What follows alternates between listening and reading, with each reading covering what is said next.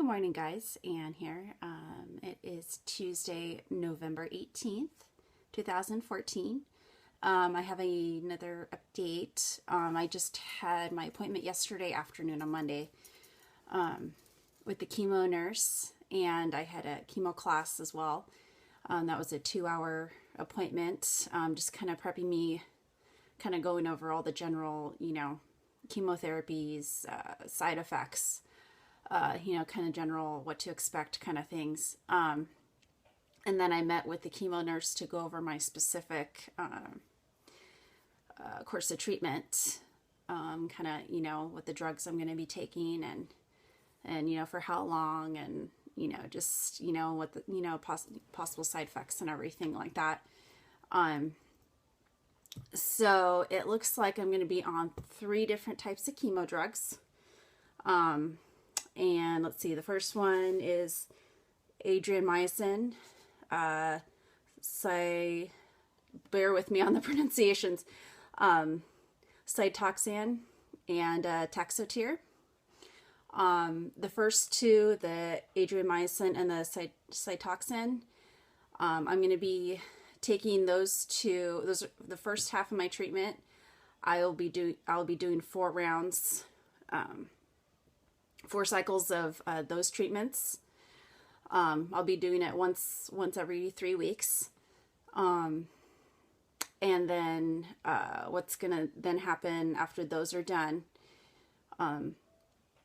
then there'll be a break in the chemo treatment, and I will be doing radiation, and then my my mastectomy on my left side, removing my left side and doing the reconstruction part of my surgery. And then after that, once that's done, I will be doing the second half of my chemo treatment, and that's when I'll be doing the taxotere for 4 cycles, once every 3 weeks.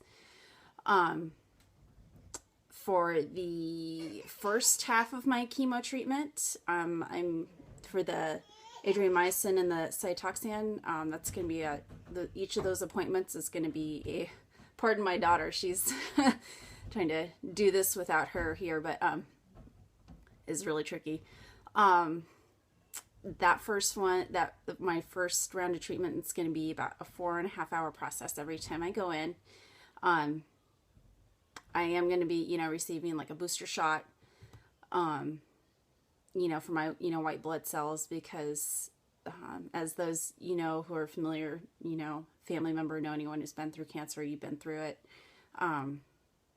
It depletes, what chemotherapy does is that it goes in, and it kills, it looks for the cancer, so the cancer is a, rapidly dividing cell, and that's what the chemo targets. So while it targets, the rapidly dividing cells,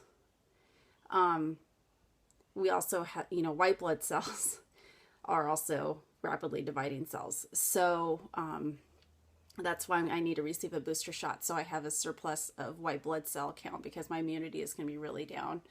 I won't be able to be around, I have to, avoid any, being around anyone who's sick, has possible infection. I have to be really careful with that, and stuff because of that.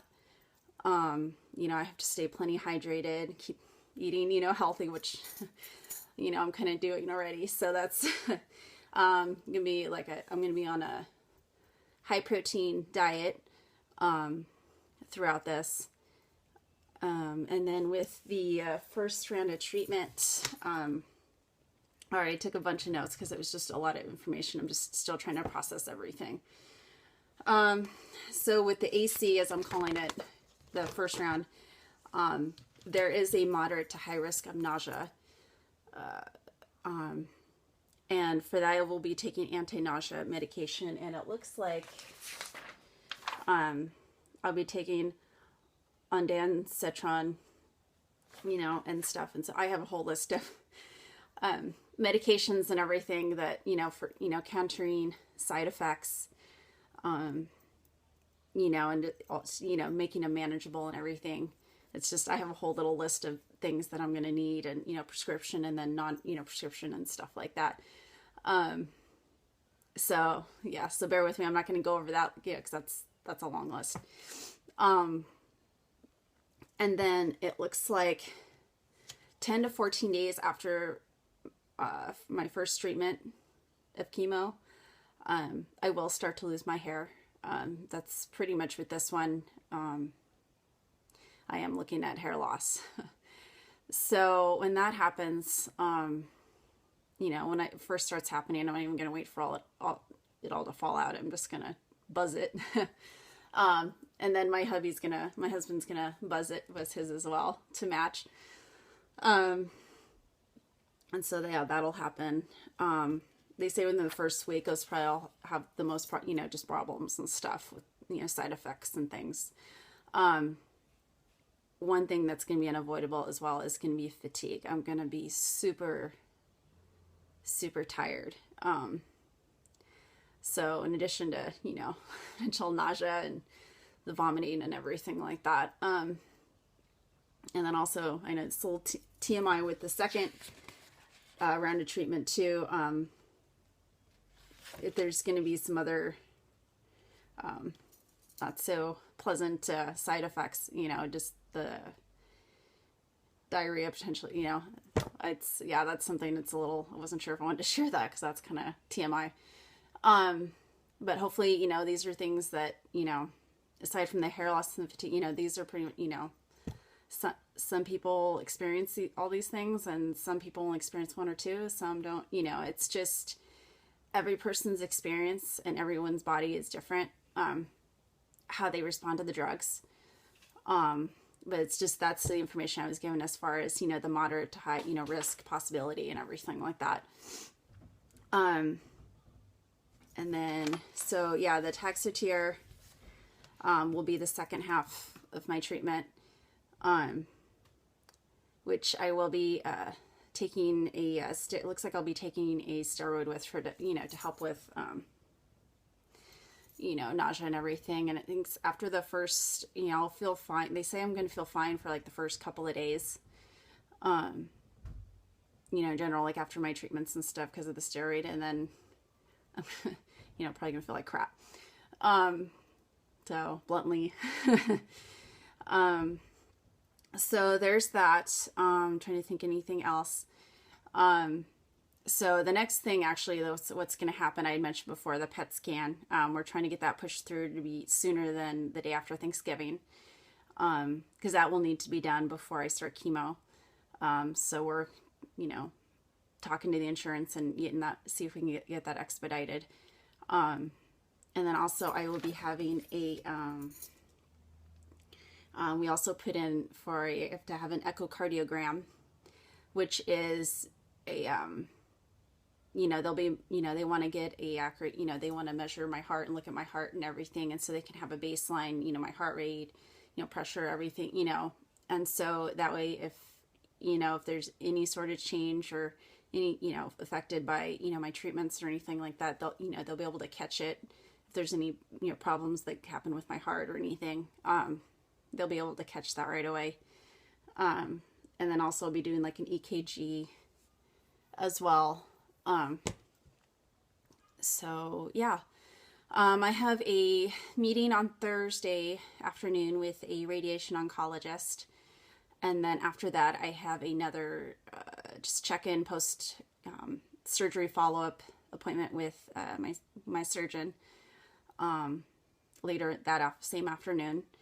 And then we're still waiting on the final pathology from my surgery 2 weeks ago from the mastectomy. So he should have that for sure by then. And then because those come pretty fast.